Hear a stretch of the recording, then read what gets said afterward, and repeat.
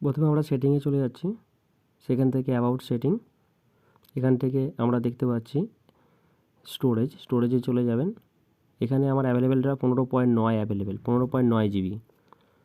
এখান থেকে চলে যাবে অ্যাপস অ্যান্ড ডাটাতে, যেগুলো আমরা বেশি ব্যবহার করি সেগুলো আমরা কেচ করব। ক্রোমে চলে গেলাম, কেচ ক্লিয়ার করলাম। নেক্সট চলে যাচ্ছি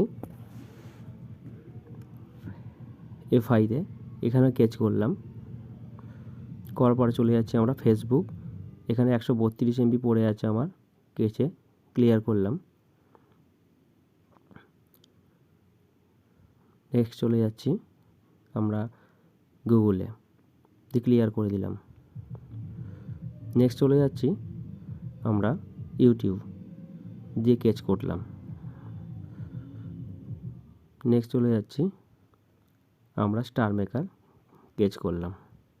এভাবে আমরা যেগুলো বেশি ব্যবহার করি সেগুলোই আমরা ক্লিয়ার কেচ করব।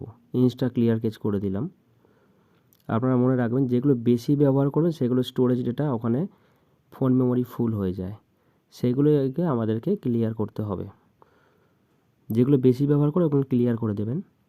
দেখতে পাচ্ছেন 16.9 জিবি অ্যাভেলেবেল হয়ে গেছে আমার, এখানে আমার 1 জিবি বেড়ে গেল। আপনার যত অ্যাপস আছে সব যদি ক্লিয়ার কেচ করে দেন, ফোন মেমোরি অটোমেটিক বেড়ে যাবে, ফোন রানিং চলবে।